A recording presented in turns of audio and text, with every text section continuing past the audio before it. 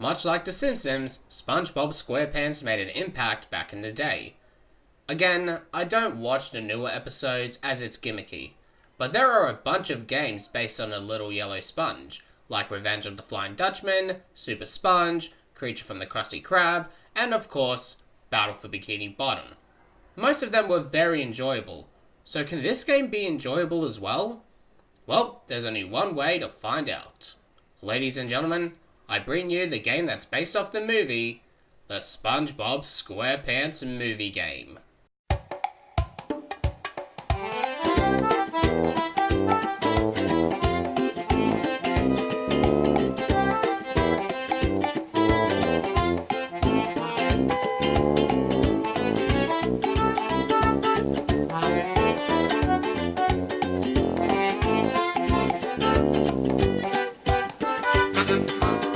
Published by THQ and developed by Heavy Iron Studios, the same guys that developed Battle for Bikini Bottom, SpongeBob SquarePants Movie Game was released in 2004, and it was released on Game Boy Advance, GameCube, PlayStation 2, PC, and Xbox. I'm sure that most of you watching have seen the movie or have heard about it, so long story short, Mr. Krabs events the Krusty Krab 2, SpongeBob didn't get the manager position, Plankton steals the crown, and King Neptune blames it on Krabs. So it's up to SpongeBob and Patrick to go on an adventure and get the crown before Mr. Krabs turns into crab soup. The gameplay is pretty simple. Go from A to B while collecting points. By collecting enough points, you can upgrade SpongeBob and Patrick's health or upgrade a perk on a special ability. In this game, you have slideshows with voiceovers that explain the story. It looks very weird as it looks like someone just went onto Google Images, found a picture, and copy and pasted into the game. Duh! When you start the game, you notice the controls are really tight, which makes platforming a lot of fun.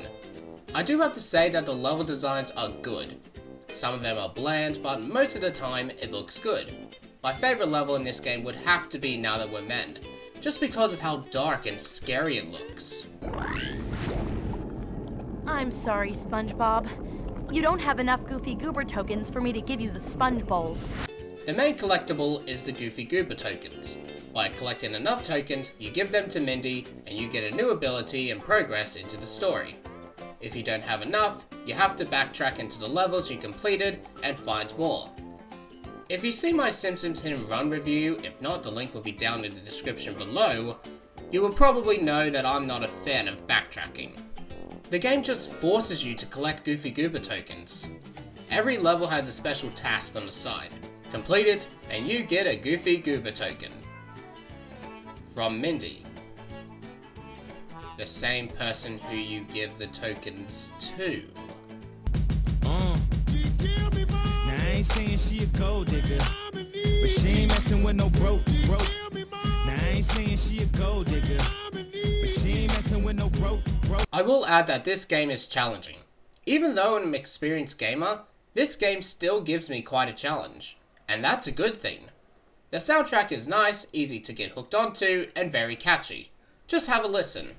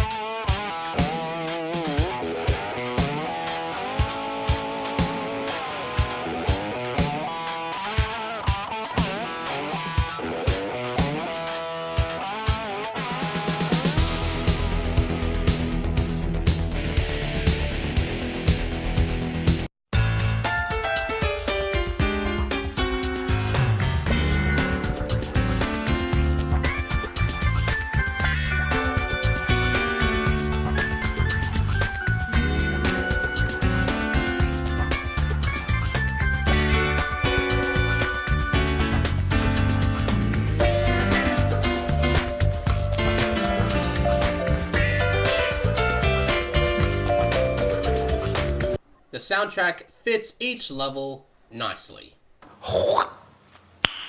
Nice. But what's not nice is the vehicle levels. I'm not a fan of Rubber Dub Dub Slip Slide in a Tub and Rock Slide, mostly because it takes forever to finish. When you do a ring challenge and you're 3.5 minutes in, if you miss a ring, you have to start all over again, and there's nothing fun than starting a level all over again. Then you have the levels where you drive a Krabby Patty. While the controls can be tight, you can lose speed pretty easily, just by turning the vehicle. You also have these chests appear in each level hidden somewhere. If you find a chest, you will unlock a cutscene from the game or artwork in the extras menu. The bosses in this game are nothing too special. The first boss battle is the old lady and her giant monster. It's pretty easy. The next boss fight is Dennis. Plankton hired him to exterminate SpongeBob and Patrick. You face him 2 times. The first time is extremely easy and it could take you 30 to 45 seconds to beat him.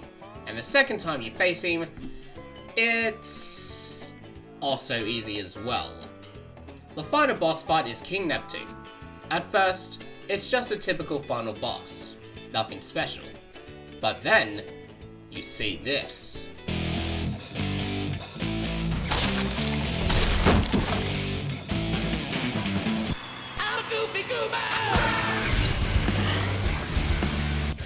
Oh, hell yeah.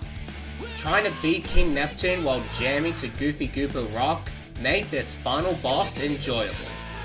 And if you accidentally die, the game is nice enough to place you back in the checkpoint. So I'm pretty sure everyone knows what happens in the end.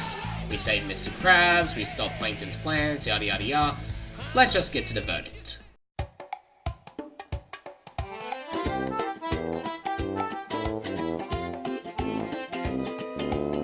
I understand what everyone is talking about, saying that this game is very underrated. And in some cases, they're right.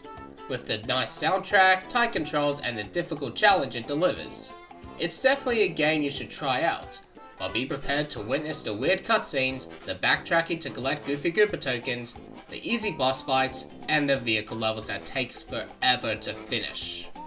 But back to the question, does this game hold up today? In some areas, I say yes, but as a whole, I'm gonna have to say no. The SpongeBob SquarePants Movie Game gets 6 out of 10. The next game I'm gonna review is a game that was released a while ago. That means I'm reviewing a next-gen game for the first time. Join me next time as I review a fighting game, Injustice 2.